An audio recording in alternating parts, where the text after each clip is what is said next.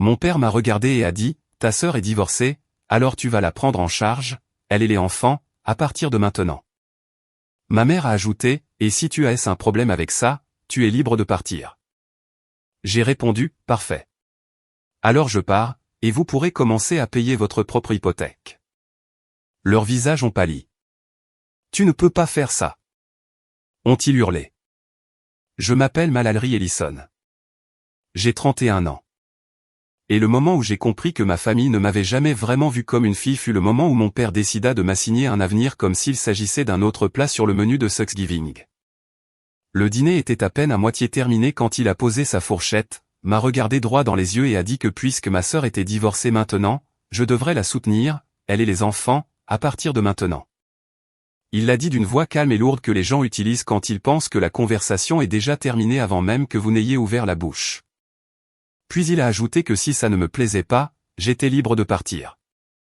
La pièce devint si silencieuse que j'entendais l'un des enfants taper une cuillère contre un verre. Ma mère n'avait pas l'air surprise.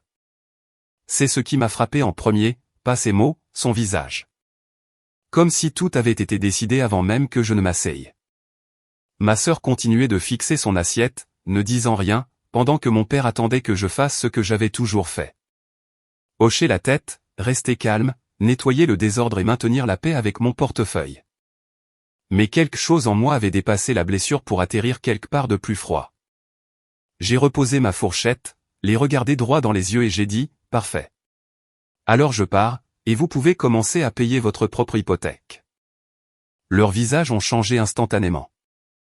Ma mère a été la première à réagir en disant que je ne pouvais pas faire ça, puis ma sœur.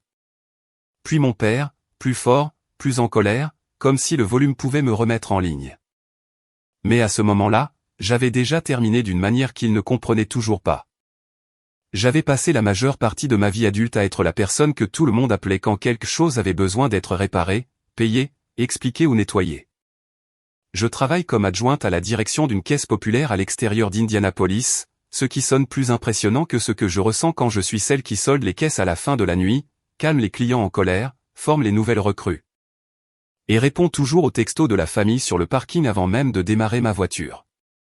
Je suis doué avec les chiffres, doué sous la pression, et doué pour voir un problème avant qu'il ne devienne une catastrophe.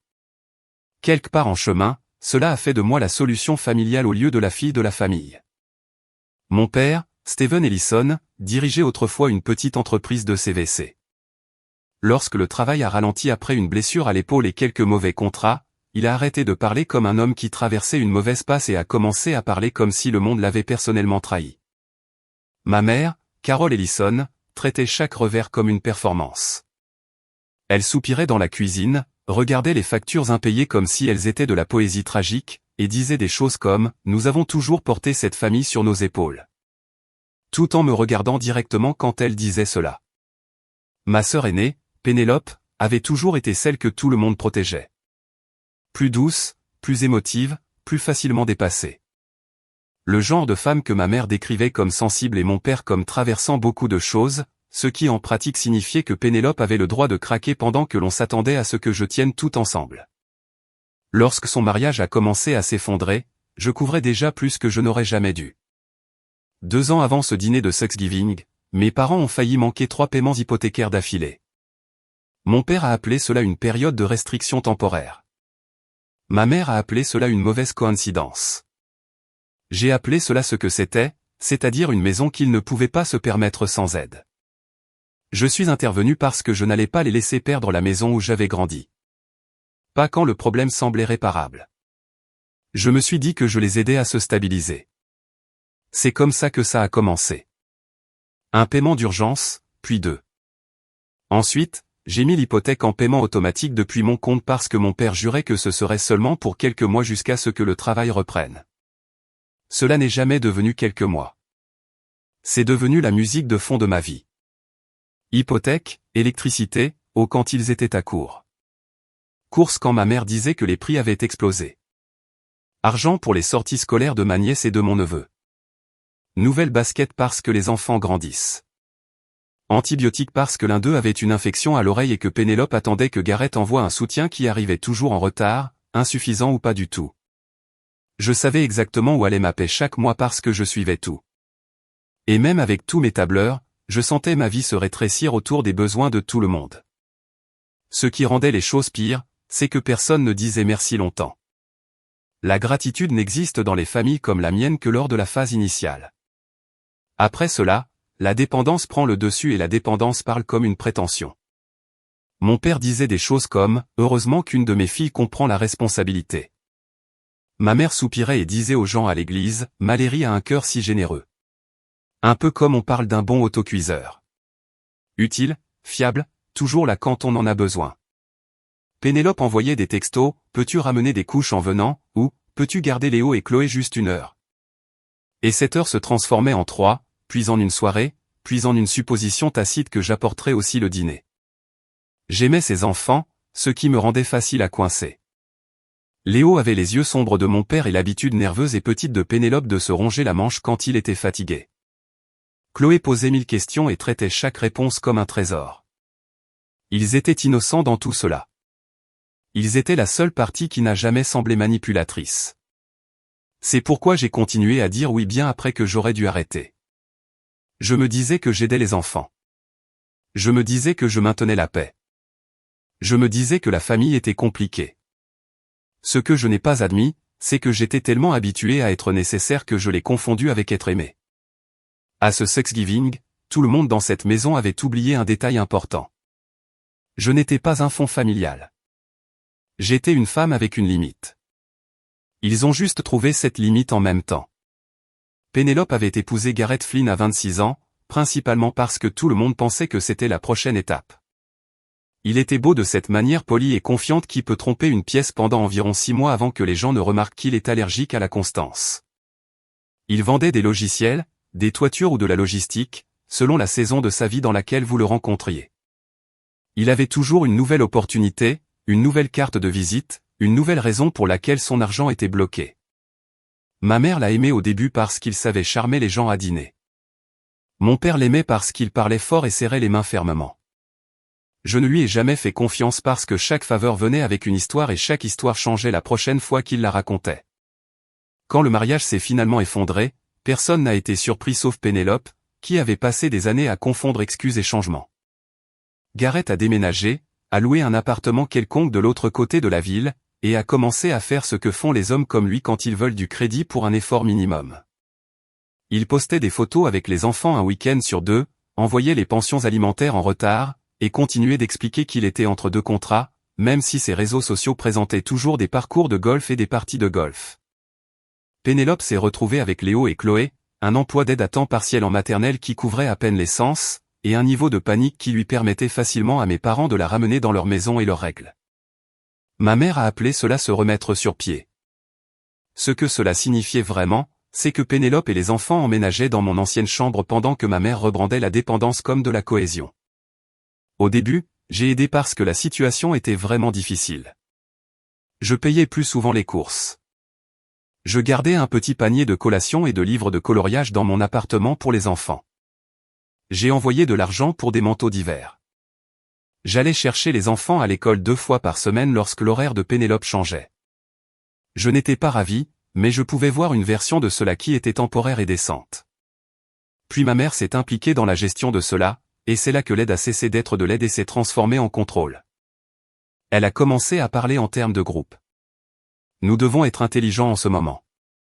Nous devons nous unir autour de Pénélope. Les enfants ont besoin de stabilité. Ta sœur a assez souffert. Mon père n'utilisait jamais autant de mots. Il préférait les déclarations. Malry peut gérer ça. Malry a le travail stable. Malry sait comment ces choses fonctionnent. Plus il disait mon nom comme ça, moins cela sonnait comme moi. Cela sonnait comme un poste budgétaire, une ressource, quelque chose à allouer. Pénélope n'était pas sans faute, mais elle n'était pas non plus le cerveau. C'est ce qui a tout compliqué. Elle avait grandi dans la même maison que moi, juste de l'autre côté. On lui avait appris que la fragilité vous sauvait et que se faire sauver signifiait être aimé. Mon rôle était l'inverse. On m'avait appris que la compétence impliquait l'obligation. Si je pouvais le faire, je devais le faire. Si je gagnais plus, je devais plus. Si je restais calme, j'étais mieux placé pour absorber les dégâts. Pénélope ne savait pas comment tenir tête à notre mère parce qu'elle avait passé toute sa vie à être façonnée par elle. Quand elle m'envoyait un message pour demander de l'aide, cela venait généralement enveloppé d'embarras. Je déteste demander, mais pourrais-tu couvrir les frais de garde après l'école cette semaine? Gareth est en retard encore. Ou, maman dit, peut-être que je devrais te demander si tu peux payer l'inhalateur de Léo, et je te promets de te rembourser. Le remboursement n'est presque jamais arrivé, non pas parce qu'elle était cruelle, mais parce que tout le système autour d'elle était construit pour qu'elle n'ait jamais à faire face pleinement au coût des choses. Ma mère comblait le vide avec la culpabilité. C'est la famille, disait-elle. Les familles ne comptent pas les points. C'était facile pour elle à dire parce que ce n'était jamais elle qui était facturée. La première fois que j'ai réalisé jusqu'où cela était allé, c'est quand j'ai vu une confirmation de commande Amazon dans mon email pour de la literie pour enfants, des décorations murales, un miroir de vanité et une cafetière. Pas ma commande, pas mon appartement, pas ma vie. Ma carte enregistrée avait été utilisée via le compte de ma mère parce qu'elle avait mon identifiant de l'année précédente quand j'ai envoyé des cadeaux de Noël à la maison. Elle s'est offusquée quand je lui en ai parlé. Mal ri, ces articles étaient pour les enfants. Puis, après une pause, et la cafetière était en promotion, et Pénélope a besoin de quelque chose de joli. Quelque chose de joli. Cette phrase est restée avec moi parce qu'elle résumait parfaitement ma mère. Elle pouvait transformer l'argent d'une autre personne en devoir moral et en cadeau pour elle-même en même temps. Après cela, j'ai changé les mots de passe, supprimé les cartes, verrouillé ce que je pouvais, mais le modèle était déjà établi. J'étais le réservoir de secours, la batterie de secours, le nom auquel les gens faisaient appel lorsque leur propre choix s'épuisait. J'aurais peut-être continué à tolérer cela plus longtemps si ce n'était pas pour ce que j'ai trouvé 2 semaines avant Thanksgiving. Ce fut le moment où j'ai arrêté de penser que je traitais de la culpabilité pour commencer à réaliser que je traitais de quelque chose de beaucoup plus dangereux. Parce que je travaille dans la finance, les gens supposent que rien ne peut me surprendre en matière d'argent. Ce n'est pas vrai. Les chiffres ne me choquent pas. Les histoires que les gens se racontent sur ces chiffres le font. L'email est arrivé un mercredi après-midi pendant que je mangeais du yaourt à mon bureau et que je terminais une file de prêts avant la fermeture. Il provenait d'un prêteur hypothécaire que mes parents utilisaient. L'objet disait « Documentation reçue ». Au début, j'ai pensé qu'il m'avait été envoyé par erreur. Puis je l'ai ouvert et j'ai vu juste assez pour que l'arrière de mon cou devienne froid. Mon nom apparaissait dans la chaîne de confirmation sous la mention « Vérification de revenus de soutien ». Pas comme une mention occasionnelle, pas comme un contact d'urgence, mais comme faisant partie d'un dossier de modification de difficultés liées à l'hypothèque de mes parents. Si jointes se trouvaient des bulletins de salaire qui provenaient clairement de mon email à un moment donné dans le passé et un accusé de réception tapé qui impliquait que je faisais partie de la structure de soutien du ménage utilisée pour justifier la capacité de paiement. Ils ne m'avaient pas complètement volé mon identité.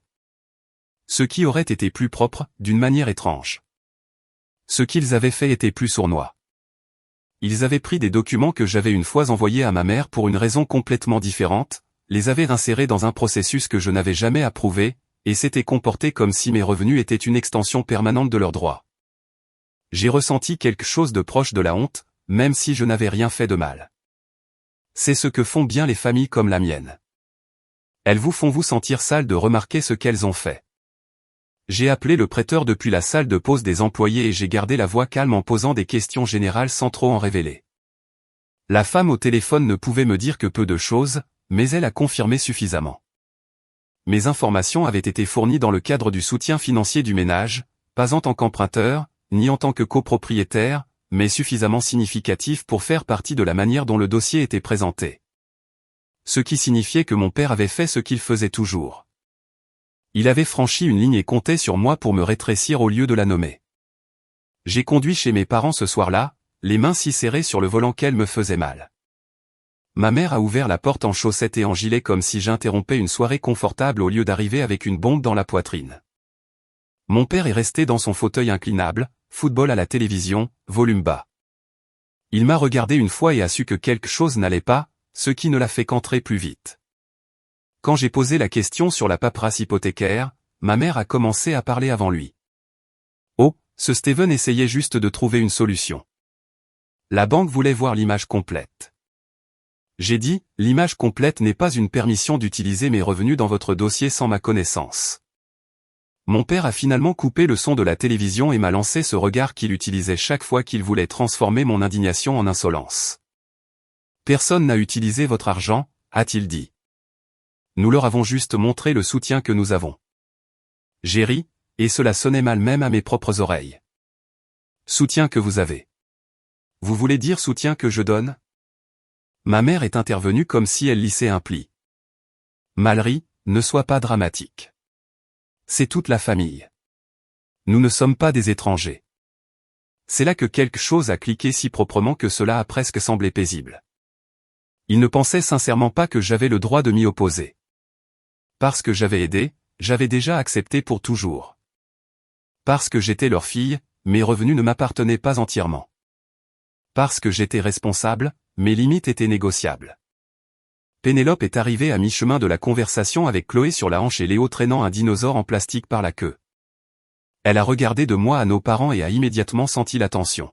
« Qu'est-ce qui s'est passé ?» a-t-elle demandé. Mon père a répondu avant moi. Ta sœur réagit de manière excessive concernant la paperasse. Pénélope m'a regardé et j'ai pu voir la question dans ses yeux. Pas ce qui s'est passé. À quel point est-ce grave? Je n'ai pas répondu alors parce que les enfants étaient là et parce que ma mère lançait déjà un discours sur tout ce que cette famille avait fait les unes pour les autres. Cette phrase signifiait toujours la même chose. Tout ce que j'avais fait pour eux. Je suis parti après 10 minutes et je me suis assise dans ma voiture dans leur allée jusqu'à ce que ma respiration ralentisse. Puis j'ai commencé à documenter des captures d'écran, des confirmations par email, des notes avec des dates et des heures, une liste de toutes les factures que j'avais couvertes et pendant combien de temps. Une liste de toutes les fois où ma carte avait été utilisée.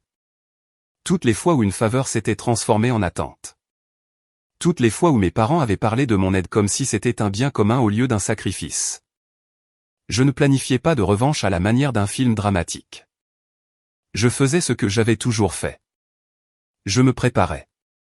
2 jours plus tard, ma mère m'a envoyé un texto pour me rappeler que Thanksgiving était à 4 heures et de bien vouloir apporter les patates douces parce que Pénélope avait tellement à faire en ce moment.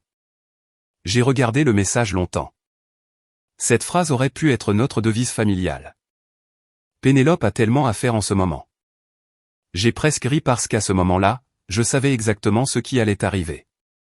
Ils avaient déjà décidé de l'avenir et ils allaient me l'annoncer autour de la dinde comme s'il s'agissait d'une bénédiction. La seule chose qu'ils n'avaient pas prévue, c'est que j'avais enfin arrêté de confondre obéissance et amour. Alors quand mon père a fait son décret à la table de Thanksgiving, cela ne m'a pas frappé comme un éclair. Cela m'a frappé comme une porte se fermant sur une pièce que j'essayais déjà de quitter. La dinde avait été découpée. Ma mère avait utilisé le bon plat de service pour les haricots verts parce que les apparences comptent le plus pour les gens qui cachent la pourriture en dessous. Léo murmurait à Chloé quel dessert il voulait en premier. Pénélope avait l'air épuisée de cette manière jolie et polie qui dit que quelqu'un a pris le temps de se maquiller parce qu'il fallait qu'elle se sente moins comme si elle se noyait. Mon père s'est essuyé la bouche avec une serviette, s'est penché en arrière sur sa chaise et a dit, puisque ta sœur est divorcée maintenant, tu vas la prendre en charge, elle et les enfants, à partir de maintenant. Nous devons arrêter de prétendre que c'est temporaire. Puis il a ajouté, si tu as un problème avec ça, tu es libre de partir. Ce n'étaient pas les mots. C'était la possession qu'il contenait. La certitude absolue qu'il pouvait assigner mon travail, mon argent et mon avenir d'une seule phrase et appeler cela une responsabilité familiale. Ma mère n'a même pas cligné des yeux. Elle a seulement attrapé son vin et m'a regardé avec l'expression qu'elle portait toujours quand elle pensait m'avoir manœuvré dans un coin sans sortie élégante. Pénélope n'a rien dit. Ce silence faisait presque aussi mal que la demande. Je pouvais sentir des années de remords avalés s'aligner derrière mes côtes. Chaque facture de service public, chaque achat de fournitures scolaires, chaque fois que ma mère m'avait qualifié de dramatique pour avoir remarqué ma propre vie disparaître, chaque fois que mon père avait traité ma paix comme le prolongateur de courant du ménage. J'ai posé ma fourchette parce que je savais que si je la gardais, je pourrais la tordre assez fort pour la plier. Puis je l'ai regardée et j'ai dit la phrase qui s'était probablement construite en moi pendant des mois sans que je m'en rende compte. Parfait. Alors je pars, et vous pouvez commencer à payer votre propre hypothèque. Ma mère a halté comme si je l'avais giflée. Pénélope a levé les yeux si vite que sa chaise a grincé. Le visage entier de mon père a changé. Pas blessé, pas choqué exactement, mais exposé comme si quelqu'un avait tiré le rideau sur un tour qu'il s'attendait à voir continuer indéfiniment. « Tu ne peux pas faire ça », a dit ma mère. Sa voix était vive et rapide. « Nous parlons de ta famille », ai-je dit. « Non, nous parlons de mes revenus parce que c'est tout ce que vous semblez vouloir dire quand vous dites famille. » Mon père s'est penché en avant. « Ne sois pas insolente avec moi. Tu n'as aucune idée de la pression sous laquelle cette maison est. » J'ai laissé échapper un souffle qui s'est presque transformé en rire. Je sais exactement sous quelle pression cette maison est. C'est moi qui la payais. Pénélope a finalement trouvé sa voie. Malry, s'il te plaît, ne fais pas ça ici. Les enfants sont juste là. Je l'ai regardée et j'ai été plus douce parce qu'elle avait raison sur une chose. Léo et Chloé ne méritaient pas d'entendre des adultes transformer l'argent en guerre. J'ai baissé la voix. Je ne fais pas ça aux enfants. Je fais ça parce que j'en ai fini de laisser les adultes de cette maison prétendre que ma vie leur appartient. Ma mère a essayé une autre approche. Ta sœur a besoin de stabilité. Ces bébés ont besoin de sécurité. Et qu'est-ce que j'ai besoin, maman? Je l'ai demandé doucement, et cela semblait la déranger plus que crier. Qu'est-ce que j'obtiens à part une autre facture et une autre conférence sur le sacrifice? Elle a ouvert la bouche, mais je ne l'ai pas laissé commencer à tourner. J'ai sorti mon téléphone, ouvert mon application bancaire et désactivé le paiement automatique de l'hypothèque là, à table. Puis j'ai retiré ma carte du portefeuille numérique que ma mère avait toujours liée via un compte d'achat familial auquel elle n'aurait jamais dû avoir accès. Son téléphone a vibré sur le comptoir 2 secondes plus tard. Ses yeux se sont dirigés vers la cuisine, puis de nouveau vers moi. « Que as-tu fait » ai-je dit, j'ai arrêté de financer ce spectacle. Mon père s'est levé si vite que sa chaise a raclé le parquet. « Toi, petit égoïste. Après tout ce que nous avons fait pour toi. » Cette phrase m'a presque fait sourire. Toute ma vie, la gratitude dans ma famille n'a voyagé que dans un sens.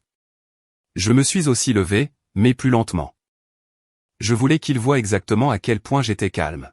« Qu'avez-vous fait pour moi récemment, à part décider où va ma paix ?» Mon père a pointé du doigt la porte d'entrée. « Si tu pars, ne t'attends pas à revenir. » J'ai dit, si je reviens, ce sera pour Léo et Chloé, pas pour une autre conférence sur la façon dont mes limites sont irrespectueuses. Pénélope avait maintenant des larmes aux yeux. Ce fut le moment où j'ai décidé qu'elle aurait une dernière chance claire et que je la ferais devant tout le monde pour qu'il n'y ait pas de réécriture plus tard. Je l'ai regardée et j'ai dit, je t'aiderai, mais pas comme ça. Si tu veux de l'aide réelle, je paierai ton propriétaire directement pendant 6 semaines pendant que tu te stabilises. Je garderai les enfants pour les entretiens ou les cours. Je t'aiderai à établir un budget. Mais je ne donnerai pas d'argent à cette maison pour qu'il soit distribué par maman comme si elle était la reine des comptes bancaires des autres. Ma mère a claqué sa paume sur la table. Ne lui parle pas comme si elle était impuissante. Et j'ai soutenu son regard, puis j'ai cessé de traiter son impuissance comme un modèle économique. La pièce redevint silencieuse. Même les enfants se sont tus parce que les enfants savent toujours quand l'air change. Mon père a tenté une dernière manœuvre. Il a dit, « Tu te crois meilleur que nous parce que tu travailles dans une banque ?» J'ai dit, « Non, je pense que je vous vois enfin clairement parce que je travaille avec l'argent tous les jours et je sais à quoi ressemblent les gens quand ils croient que l'accès équivaut à la prétention. » Puis j'ai attrapé mon sac à main et j'ai posé une impression pliée à côté de son assiette, l'email hypothécaire, mon nom dans le dossier, mes notes surlignées. Il a baissé les yeux, puis les a levés vers moi. Et pour la première fois de la journée, il a semblé incertain. « Corrigez ça, ai-je dit. Retirez-moi de tout ce que je n'ai pas autorisé. N'utilisez jamais mes revenus, mes documents ou mon nom pour soutenir cette maison à nouveau. » Ma mère a dit, « Tu menaces tes propres parents le jour de Thanksgiving. » J'ai dit, « Non, je les présente aux conséquences. » Puis je me suis penché et j'ai embrassé la tête de Chloé parce qu'elle avait l'air confuse et sur le point de pleurer. J'ai ébouriffé les cheveux de Léo et je lui ai dit que je l'appellerais demain. J'ai pris mon manteau dans le couloir, je suis allé à la porte, et j'ai entendu ma mère me crier derrière que je déchirais la famille. Peut-être que cela m'aurait détruite 6 mois plus tôt. Cette nuit-là, cela ne m'a pas fait. Parce que la vérité était que je ne déchire rien. Je refusais simplement de continuer à tenir ensemble quelque chose construit entièrement sur mon silence. La première chose qui s'est produite après mon départ fut du bruit, des appels, des textos, des messages vocaux de ma mère qui ont commencé par une incrédulité blessée et se sont terminés par de la fureur. Des messages de mon père, plus courts et plus méchants. Pénélope a envoyé une seule phrase juste après minuit qui disait « Je ne savais pas qu'il allait dire ça comme ça ». Et j'ai fixé ces mots longtemps parce que le problème n'était jamais seulement la façon dont il le disait. C'est que tout le monde dans cette maison avait déjà accepté l'idée derrière cela. Le premier long message de ma mère m'accusait d'avoir humilié mon père chez lui. Le deuxième disait que Chloé avait pleuré après mon départ, ce que j'ai immédiatement reconnu pour ce que c'était.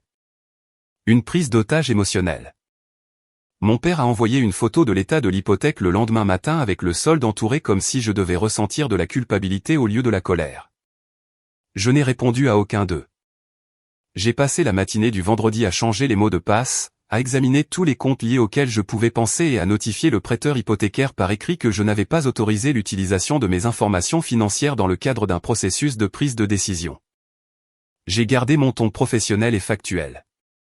Pas de drame, juste des faits. Vendredi après-midi, ma mère avait changé de tactique et s'était présentée à mon appartement avec une boîte de tartes, comme si elle rendait visite à un parent malade au lieu de monter une embuscade. Elle s'est tenue dans mon entrée avec des larmes déjà prêtes et a dit « Chérie, s'il te plaît, ne transforme pas un mauvais moment en fracture familiale. » J'ai presque admiré la formulation. Cela donnait l'impression que tout leur schéma était un malentendu plutôt qu'une structure. J'ai dit qu'un mauvais moment n'avait pas créé ça. Un mauvais moment l'avait exposé. Elle a tout essayé en 20 minutes. Larmes, culpabilité, nostalgie, religion. Elle m'a rappelé les cours de danse qu'il pouvait à peine se permettre quand j'avais 10 ans. Elle m'a rappelé les Noëls quand elle avait étiré $1.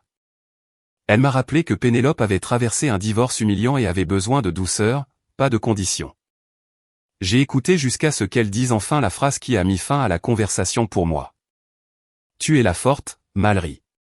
Tu peux en supporter plus. J'ai dit, c'est exactement comme ça que c'est arrivé. Puis je lui ai dit de partir. Elle l'a fait, mais pas avant de dire, ne t'attends pas à ce que nous oublions ça.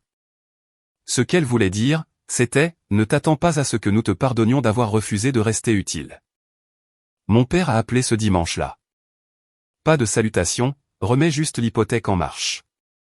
J'ai dit, non. Il a dit, tu punis ta mère. J'ai dit, non, papa.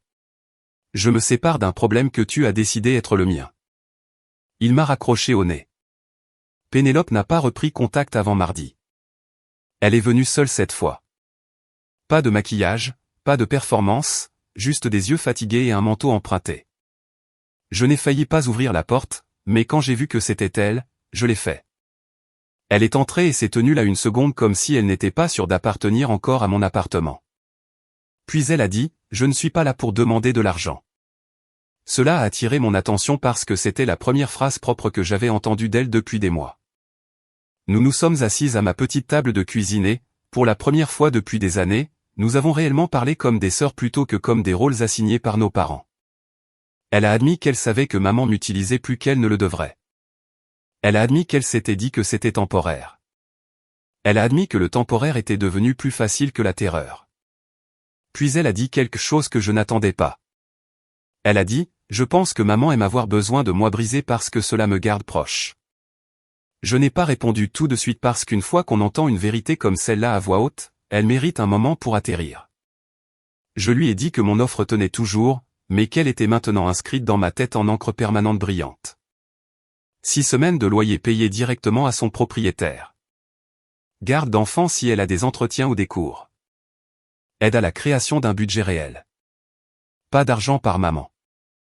Pas de fonds de secours familial partagé. Pas de prétention.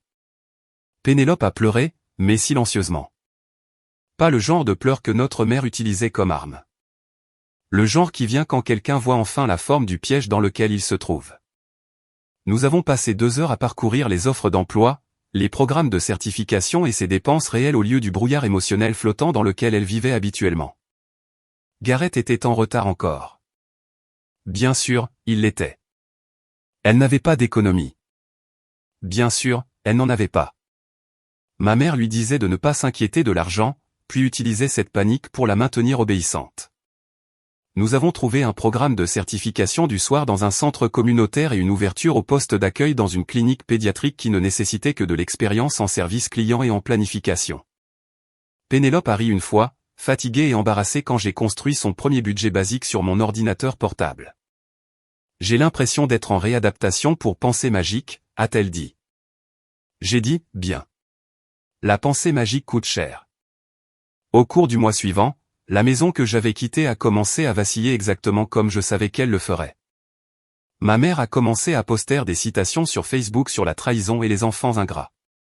Mon père est devenu plus méchant parce que la colère est plus facile pour les hommes comme lui que la honte. Mais plus je tenais bon, moins le bruit avait de pouvoir. Je répondais seulement aux questions réelles. J'ignorais le chantage à la culpabilité. J'ai bloqué ma mère pendant 3 jours après qu'elle m'ait laissé un message vocal disant que Léo demandait si la tante Mallory l'aimait toujours. Elle savait exactement à quel point c'était cruel. La différence maintenant, c'est que je ne croyais plus que la cruauté devait être récompensée. Elle devait seulement être reconnue. L'hiver est arrivé, et avec lui est venue la clarté que je n'avais pas ressentie depuis des années. Une fois la panique de dire non passée, ma vie est devenue étrangement calme. Et le calme s'est avéré être l'une des plus belles choses que j'ai jamais possédées. Pénélope a commencé le programme de certification du soir en janvier et a obtenu le poste d'accueil à la clinique pédiatrique 2 mois plus tard. Ce n'était pas glamour. Le salaire n'était pas révolutionnaire, mais c'était stable. Et la stabilité compte plus que le drame quand on essaie de construire une vie qui peut accueillir des enfants. Elle a appris à planifier des rendez-vous, à vérifier les assurances et à tenir un calendrier qui lui appartenait au lieu de notre mère. Je gardais Léo et Chloé le mardi et le jeudi soir pendant qu'elle avait cours.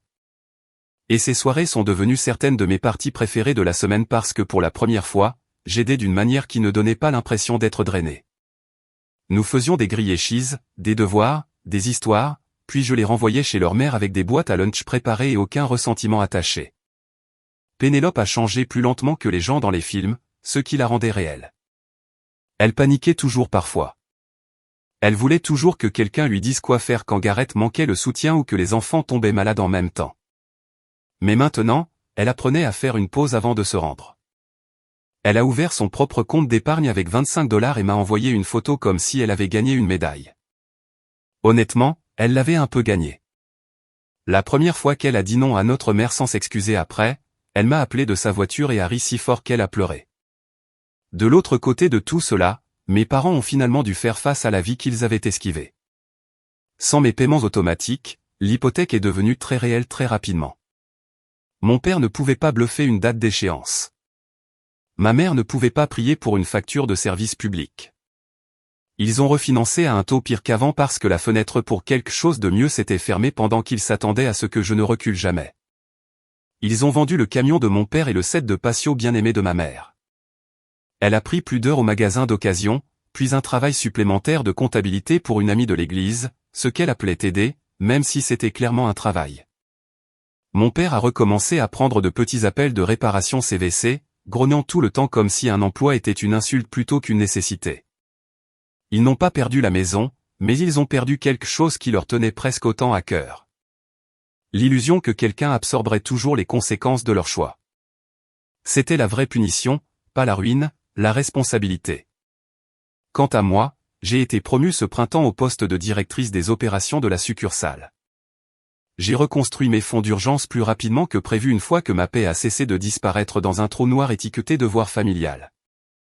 Je me suis acheté de belles serviettes, j'ai remplacé la cafetière qui faisait du bruit dans mon appartement, et j'ai réservé un voyage de 3 jours à Chicago juste parce que je le voulais. Ces choses semblent petites jusqu'à ce que vous ayez passé des années à croire que tout confort pour soi est égoïste. Il s'avère que le respect de soi arrive souvent en habits ordinaires. Une porte verrouillée, un compte d'épargne financé, un dimanche qui vous appartient uniquement. Ma relation avec Pénélope est devenue quelque chose de nouveau une fois que nos parents ont cessé de se tenir au milieu. Pas parfaite, pas miraculeusement guérie, juste honnête. Elle a commencé à me rembourser par petits transferts constants pour le soutien au loyer, ce qui comptait moins pour le montant que pour ce que cela signifiait. Elle se tenait debout dans sa propre vie. Léo et Chloé étaient plus heureux aussi. Les enfants n'ont pas besoin de grands discours sur le sacrifice. Ils ont besoin d'adultes qui disent la vérité, gardent les routines, et arrête de faire de chaque pièce un bureau de recouvrement. Le Thanksgiving suivant, je ne suis pas retourné dans cette maison. Pénélope a amené les enfants à mon appartement à la place. Nous avons fait des spaghettis parce qu'aucun de nous n'avait envie de s'attaquer à une dinde. Et Chloé a déclaré que mon pain à l'ail était meilleur que celui de grand-mère, ce que je lui ai dit être une opinion dangereuse à dire à voix haute. Léo a renversé du jus. Nous avons ri. Et personne n'a transformé le désordre en défaut de caractère. C'était simple, paisible, à nous. J'aimerais pouvoir dire que mes parents se sont excusés d'une manière profonde et marquante. Ils ne l'ont pas fait. Ma mère envoie toujours des textos occasionnels qui ressemblent à moitié invitation, moitié accusation. Mon père me parle avec la politesse raide d'un homme qui sait qu'il a perdu une bataille qu'il croyait déjà avoir gagnée. Mais voici ce que j'ai appris et cela vaut plus que l'argent que j'ai dépensé à essayer d'acheter la paix pendant des années. Les limites ne sont pas de la cruauté. Ce sont des instructions. Elles apprennent aux gens où l'amour se termine et où commence l'exploitation. Aider quelqu'un que l'on aime est une belle chose quand c'est choisi librement. Mais au moment où l'aide devient une prétention, elle cesse d'être de l'amour et commence à être du contrôle. La leçon la plus précieuse que je puisse offrir à quiconque m'écoute est la suivante. Vous ne sauvez pas votre famille en finançant leur refus de grandir. Vous vous sauvez vous-même et parfois eux aussi, en refusant de maintenir le vieux système en vie. Les enfants apprennent de ce que les adultes tolèrent. Les communautés se portent mieux lorsque les gens arrêtent de déguiser l'exploitation en devoir. Et parfois, le mot le plus aimant qu'une personne puisse dire à un parent, à un frère ou à une sœur, même à soi-même, est non. Je m'appelle Mallory Ellison. J'étais la fille qu'il faisait confiance pour tout porter jusqu'au jour où j'ai tout posé.